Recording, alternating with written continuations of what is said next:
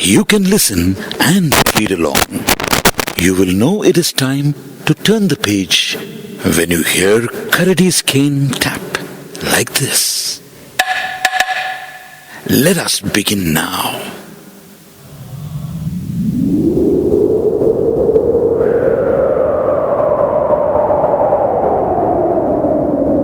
Dumak dumak dum dum, dumak dumak dum dum.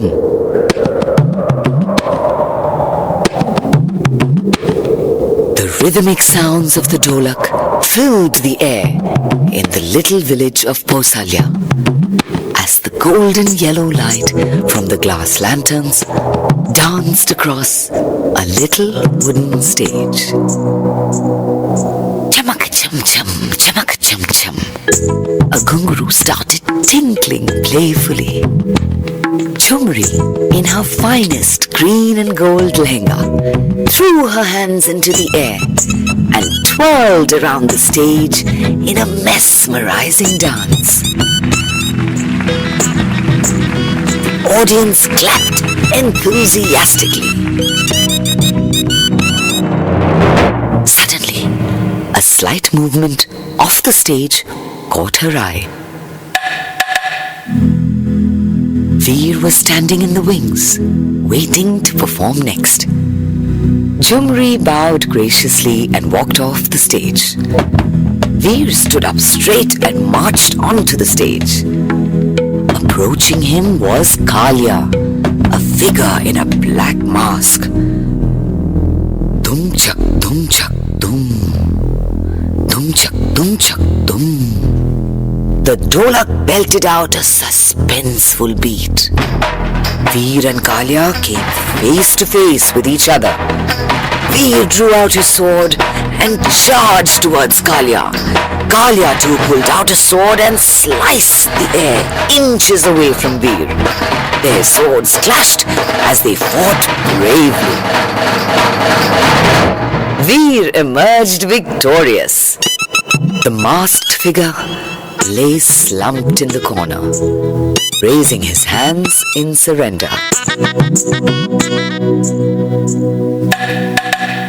The curtain fell and the audience erupted in a thunderous applause. Bhairon and Bhanu came out from behind the curtain and bowed to the audience.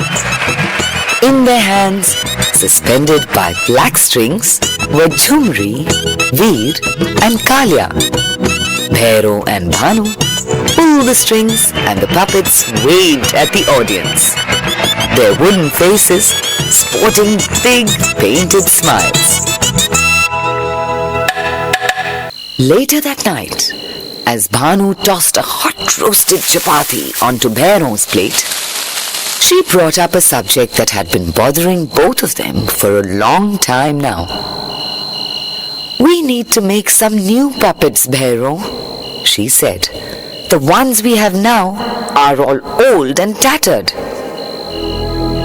Bhairon nodded with a heavy heart. He could not bear to part with his puppets. He had been working with them for years. Their bodies have been stitched and glued together in so many places. They can come apart anytime. "New puppets will breathe fresh life into the performances," said Bhanu. As Bhanu sat down beside him with a vessel full of steaming yellow dal, Bhairon sadly recalled how Veer's arm broke in the sword fight that day. A decision had to be made. "Okay, we'll start work on the new puppets tomorrow," he said as he got ready to go to bed. Clock struck midnight. The sounds of blissful sleep could be heard in the house. Suddenly, there was a shuffling on the charpai in the corner of the room. The wall behind the charpai came to life as the shadows of little people were projected onto it by the silvery light of the moon. "My poor arm," groaned Veer. His hand hung limply by his side. Unable to balance himself with one hand, Veer tripped over a sleeping horse puppet and fell flat on his face. The horse awoke with a start. Phew! Exhaled Dagdu. You know, I was in the midst of a frightful nightmare in which my stomach had split open. I'm so glad I woke up. The other puppets stared at Dagdu blankly. Dagdu, your stomach is split open, said Veer. Don't you remember? Bhairo opened you up to stuff you with some more cotton because you were getting too thin. That's why you couldn't perform today. Oh, right, exclaimed Dagdu. That would explain why my stomach feels empty. And I thought I was hungry. Silly me. Just then, they heard some muffled sobs. Sitting under the charpai, her face buried in her hands, was Jhumri. Veer and Kalia jumped off the charpai and rushed to her side. What is it, Jhumri? Asked Veer. You know my heart breaks to see you shed even a single tear. Bhairo and Bhanu were talking about making new puppets. They feel we're getting too old and need to be replaced, said Jhumri, her eyes brimming with tears. Veer and Kalia stared at each other in horror. What? Replace us? But we are perfectly fine. We don't need any replacing, said Kalia. They don't want us anymore, said Jhumri, sobbing again. Jhumri, oh Jhumri, she sheds a tear. Her heart, her mind is filled with fear. Our endless glories, dances and stories are forever ties the world denies. Jhumri, oh Jhumri, our songs are but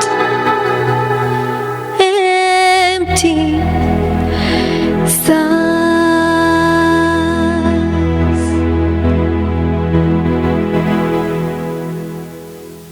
Veer and Kalia tried to console Jhumri, but they too knew that this was terrible news. The next morning, Bhairo and Bhanu got to work on the new puppets. They cut and sewed all day long, singing songs and practicing moves. Bhanu, I think we're going to be a hit with the audiences, exclaimed Bhairo, admiring the brand new puppets in front of them. In a corner of the room, Jhumri, Veer, Kalia and Dagdu lay still. Their faces were emotionless, but their hearts were beating with the impending fear of being replaced.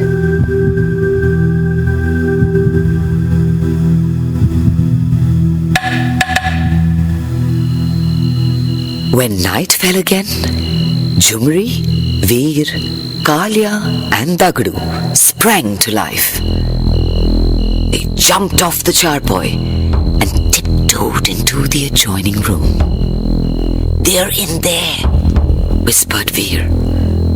pointing to a small wooden case sitting atop a table. The puppets climbed up the table, opened the case, and peered inside. There was a grand-looking puppet in an orange dhoti, a beautiful female puppet in a pink chiffon lehenga, a fierce villain puppet in a silver mask, and a mighty horse puppet with a mane of silky brown hair. They really did look striking.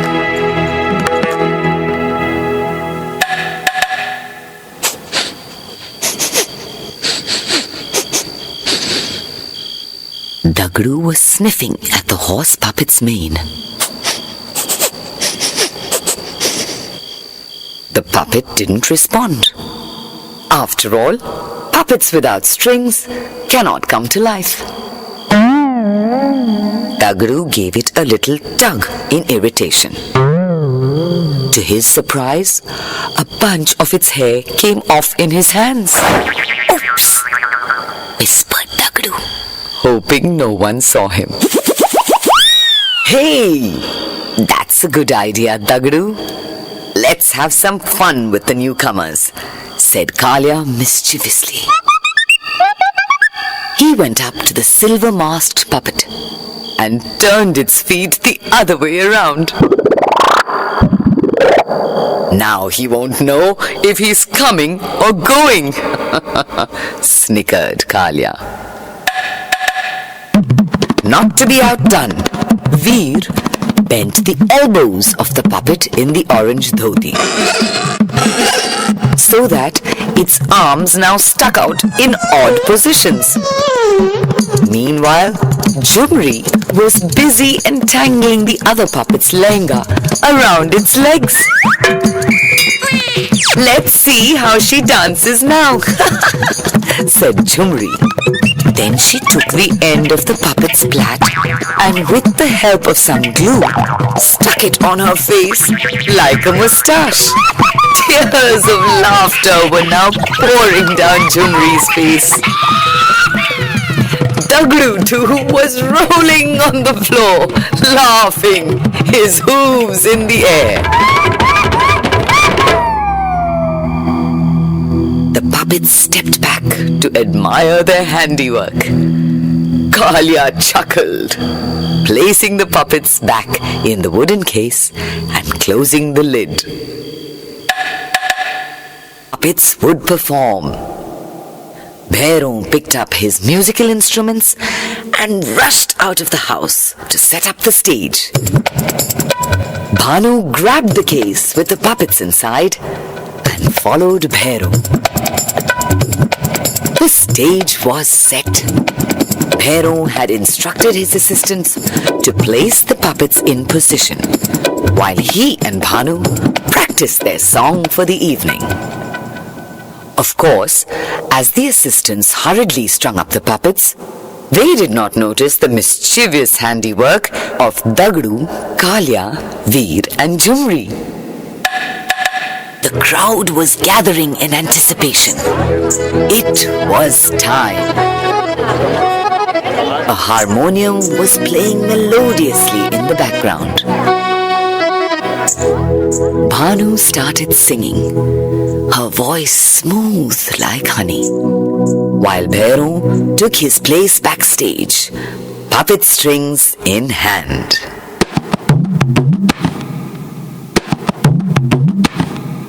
Come to the land of the golden sand, of Rajas, Ranis, Rajputs grand. Welcome to the land of the golden sand, of Rajas, Ranis, Rajputs grand. Oh, come to hear us spin the yarn from the glorious land of Rajasthan.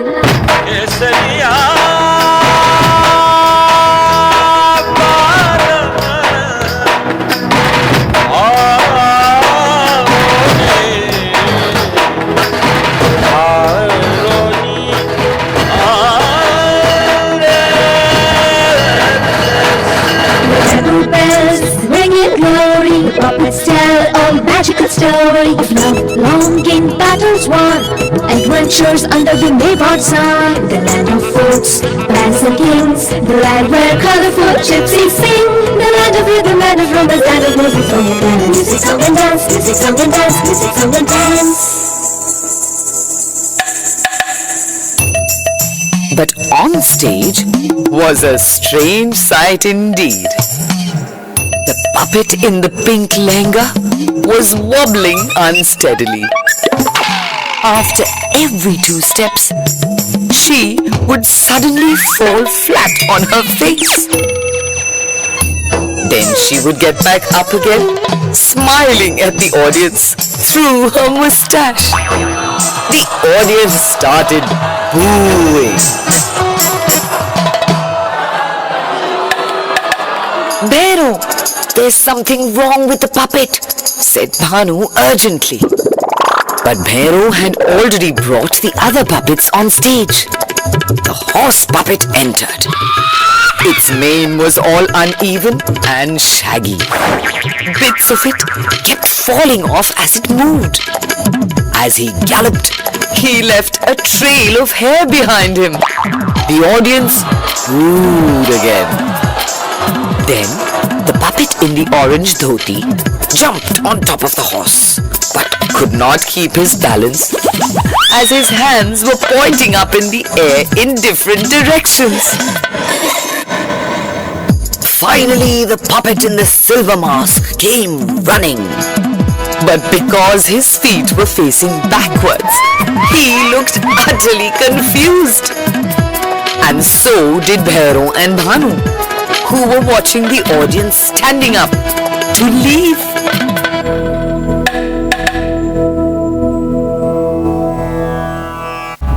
Still wondering what had happened, Bhero and Bhanu pulled the strings off the new puppets. Finally, Bhero spoke. I knew we should have continued with the old puppets. They have always been lucky for us. Bhanu nodded in agreement, looking at the odd puppets lying on the stage.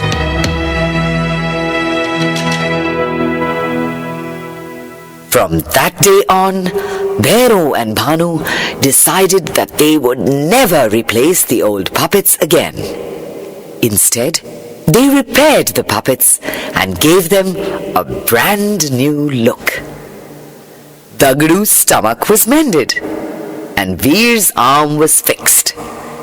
Jhumri got a beautiful new lehenga, and Kalia's mask was properly stitched. They looked as good as new. Veer, Jhumri, Kalia and Dagdu were overjoyed. Their little adventure that night remained a secret forever.